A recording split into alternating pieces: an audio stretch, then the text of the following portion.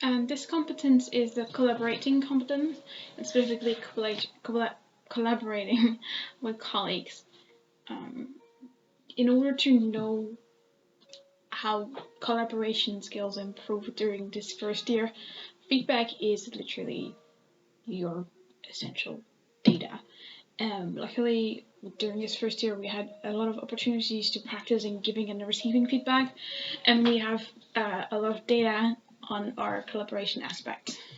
For most of the projects we did during this year that involved any kind of collaborating or teamwork, we had to give feedback on how, or reflect on how the project went and on how our collaboration skills work together. And so I wanted to point out that the feedback that we received really helped us improve.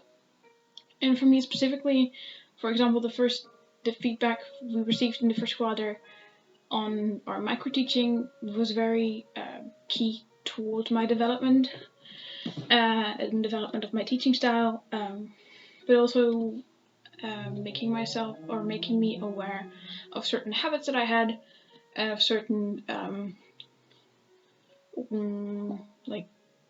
habits is quirks I was gonna say, but that's the same as habits. So awareness. It created awareness, and with that awareness, you reflect upon these things, and then you can improve upon them.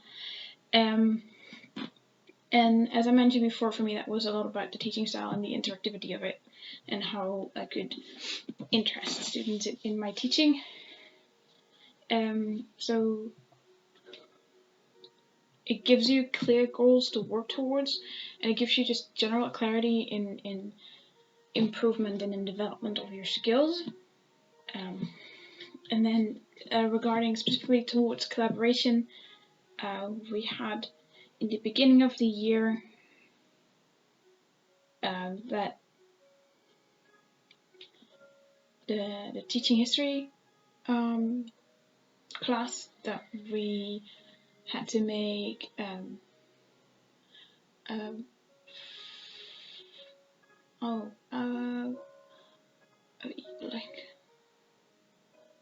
a project for the fair in school in Emmen, and this was the first time we worked together with this new group of people in ITAS, and for us it was a good way to get to know each other and to see how everyone worked. I'm not sure if I'm wording this right, but let's just go with it. It was for a good experience to see how group work flowed within our community and with the people specifically that we worked with. So we got to see like the effort people put in it and the kind of communication that people had during the project, which in my group specifically was okay-ish. Like there were times that people didn't go to class all the time, and then there wasn't communicated with the group, so then the group would show up and be like, well, half of us are going to work on this now. But in that sense, the division of the work did go well. So in that sense, the collaboration was okay because everyone did their own part and everything got finished. I would like to bring up another example specifically for period 4.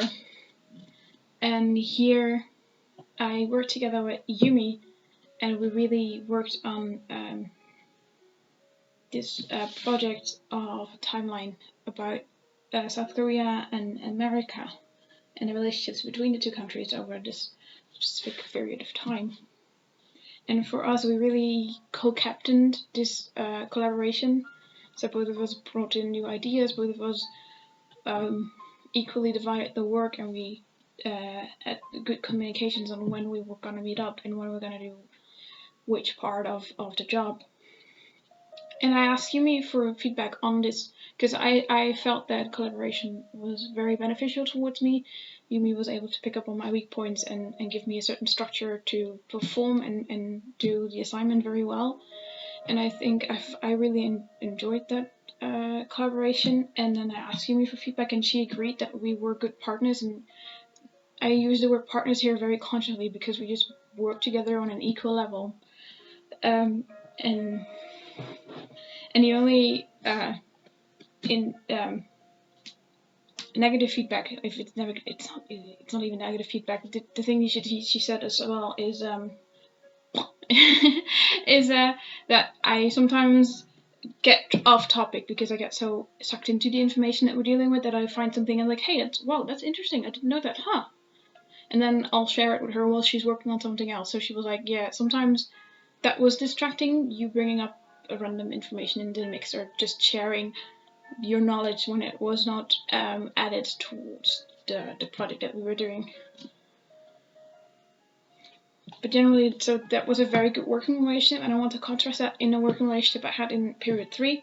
In period 3, we had the Democratic Citizenship 1.2 trip. No, it's period 2, by the way. It's period 2 Democratic Citizenship 1.2 lesson trip thing we had to organize.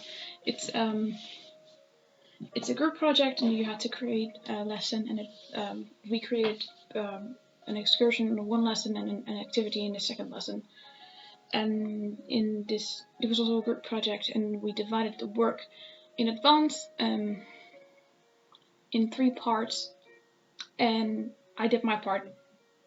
And then the day before we had to hand it in, I posted in the group like, okay, we have to put the parts together for tomorrow is the due day, so I'll be willing to do that. Can you send me your part? And my partners were like, it's not done yet. And I was like,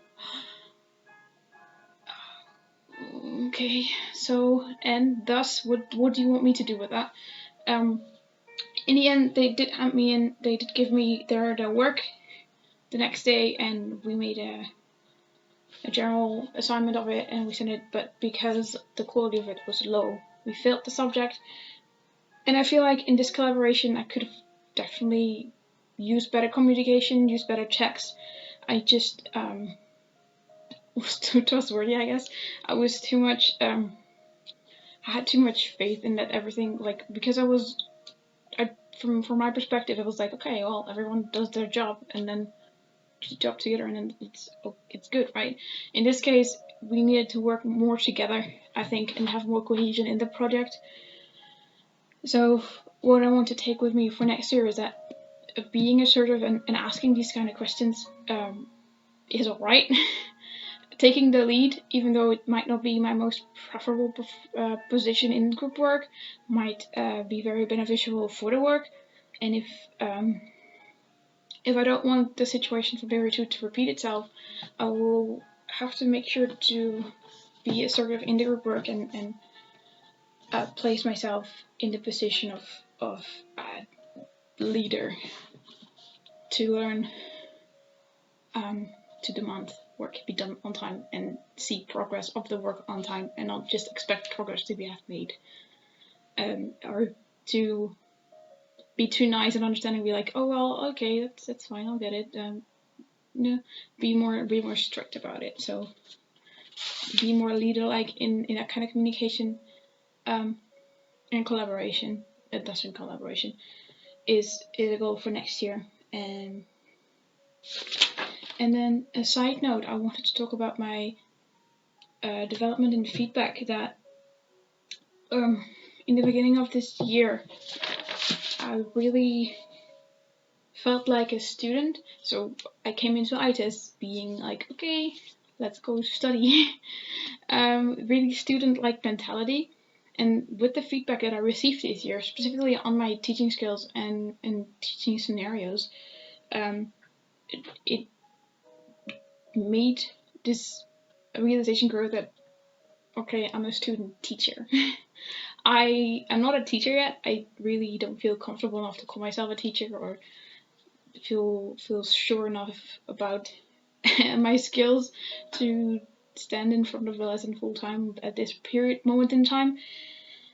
But I have embraced the student teacherness, which I think is a step up.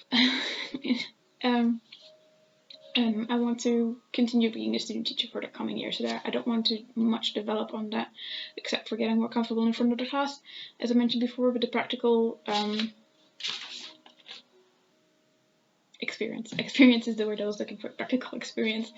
And I just yeah.